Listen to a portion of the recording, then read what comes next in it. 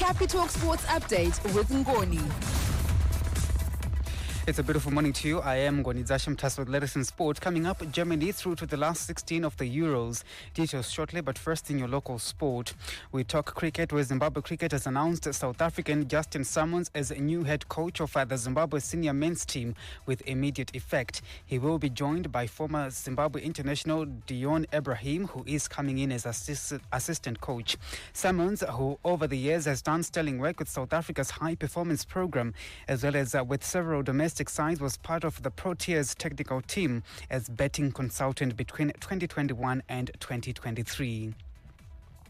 Still with cricket, Zimbabwe under-19 women once again battered Namibia, this time winning by 42 runs to take a 3-0 lead in the 6-match series.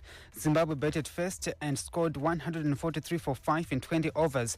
Beloved Biza continued a hot streak of half-centuries, with the bat hitting her third in as many matches with 57 runs yesterday. Kelly Ndlovu added 38 of her own. Namibia put up a fight in their chase, but they could only manage 101 for 6 after 20 overs. Chipo Moyo took 2 for 15 as the best bowler. The two nations meet again tomorrow. Zimbabwe will have the chance to take an unassailable 4-0 lead in the series. To football, it's just 6 days before the start of the 2024 Cosafa Men's Cup in Gqeberha, South Africa. Zimbabwe have until tomorrow to submit the Warrior squad that will take part or face punishment from Cosafa. Cosafa changed the dates for the tournament. It was originally set for 14 to 23 June in Durban, but will now run from next week, Wednesday, 26 June until 7 July. A 23-man Warrior squad for Cosafa was announced 3 weeks ago, but we hear that it may be tweaked by interim head coach Jairus Tapera. The Warriors will take on Comoros next Thursday in their first match, and then Zambia the following Sunday, and finally Kenya on the 2nd of July. In international sport, we talk Euros results from last night. Germany qualified for the last 16 with a game to spare after beating Hungary 2-0. Yamal Musiala and Ilkay Gundogan were on target for the hosts. Germany plays Switzerland on Sunday, and Hungary can still qualify when they face Scotland also on Sunday. Ilkay Gundogan heaped praises on fellow goal scorer Yamal Musiala. For me, it's incredible.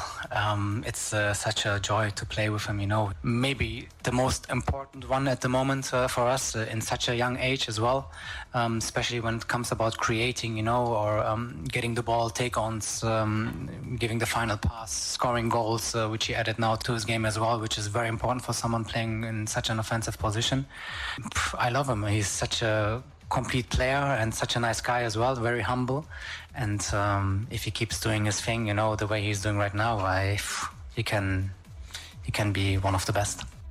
Scotland kept their hopes of progression alive with a 1-0 draw against Switzerland in Group A. Scott McTominay struck the opener before Xherdan Shaqiri equalised for Switzerland. Elsewhere, Albania stunned 2022 World Cup semi-finalist Croatia with a 95th minute equalizer to emerge with a 2-0 draw in Hamburg. Action continues today as Spain face Italy in Group B at 9 p.m. in the headline game. Denmark and England face off at 6 p.m. and England manager Gareth Southgate heaped praises on star player Jude Bellingham for his contributions to the England team at the Euros. Look, I played with Rooney at a very young age as well, and I think sometimes in English football history we underestimate what an unbelievable player he was. If you think back to 2004 Euros, when he arrived on the scene really in the tournament for the first time, incredible player. So, over the years we have had some good players, and we have the success of the team will not depend just on Jude. It can't all rest on his shoulders. Everybody has to contribute.